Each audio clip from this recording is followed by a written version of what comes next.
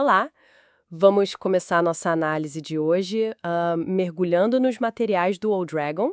Opa, bora lá!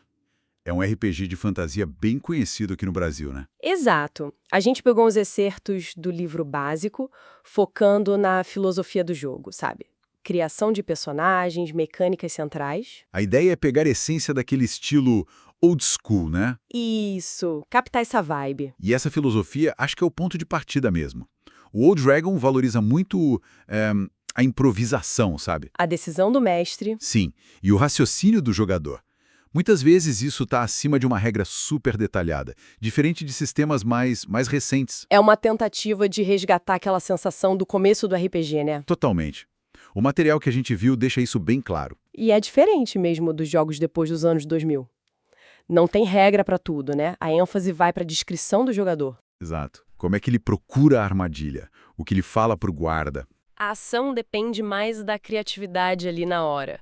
Mas como que o sistema apoia isso, tipo, na prática? Além da boa vontade do mestre, claro. Ótima pergunta. Olha, o apoio vem muito da falta de regra específica para tudo e de um pilar fundamental, o desafio ser intencionalmente desequilibrado. Ah, o mundo não se adapta aos jogadores? De jeito nenhum.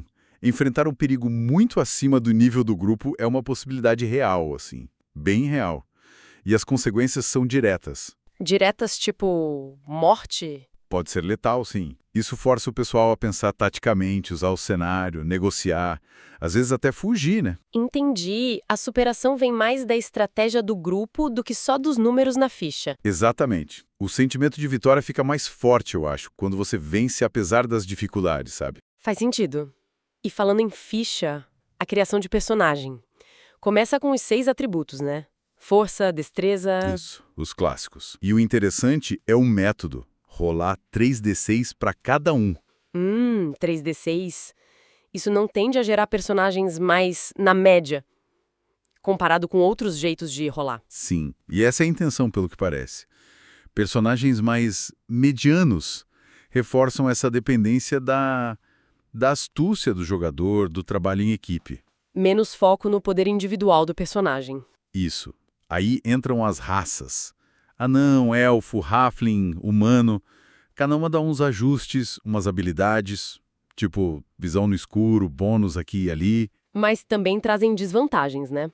Para criar nichos e fazer o grupo depender um do outro. Exatamente.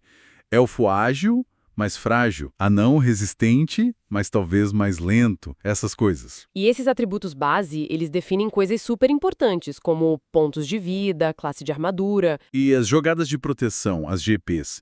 Aqueles testes para resistir a veneno, magia, essas coisas. Certo. Aí vem a classe. Clérigo, homem de armas, ladrão, mago. Ela que define o papel principal e as ferramentas, digamos assim. Isso. E cada classe tem restrições bem claras, sabe? Tipo de arma, tipo de armadura que pode ou não usar. E o alinhamento? Ordeiro, neutro, caótico. É mais um guia de interpretação. Funciona mais como um norte para interpretar do que tipo uma regra rígida de comportamento. Legal. Indo para aventura, equipamento é a chave, né? Fundamental. O livro detalha armas, armaduras, e é interessante que as armaduras podem reduzir o movimento, né? Ah, sim. E tem os itens gerais. Corda, tocha, tudo com custo e, importante, com peso. O peso não é só um detalhezinho, impacta direto quanto o personagem carrega. E a velocidade de movimento dele. Isso adiciona uma camada tática já na hora de se preparar, imagino. São escuridão, armadilhas... Cobrem tudo isso.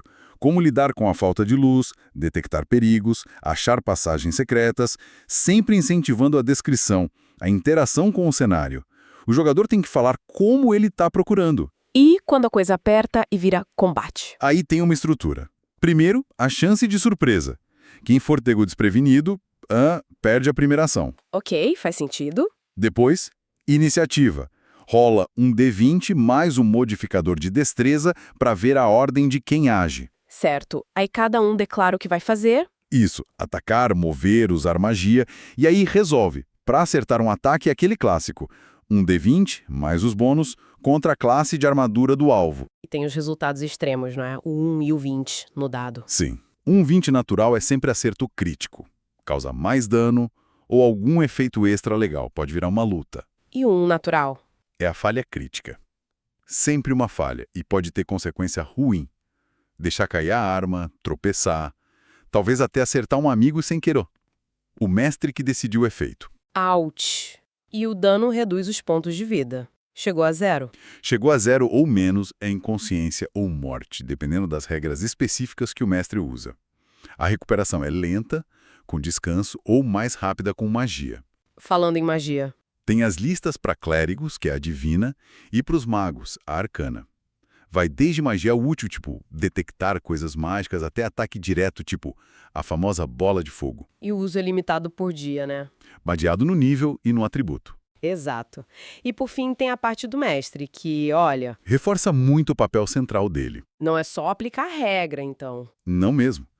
É arbitrar as ações criativas que não estão no livro, é improvisar, dar vida ao mundo e, muito importante, gerenciar a tensão. Tensão como? Escassez de recursos, sabe? Pouca tocha, pouca comida.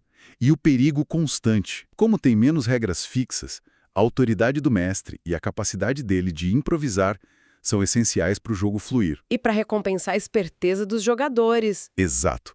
É a alma desse estilo de jogo. Então, pra gente amarrar tudo, o Old Dragon parece propor uma experiência de RPG que devolve bastante a agência pro jogador, né? Foca na história que surge ali na mesa. Exato.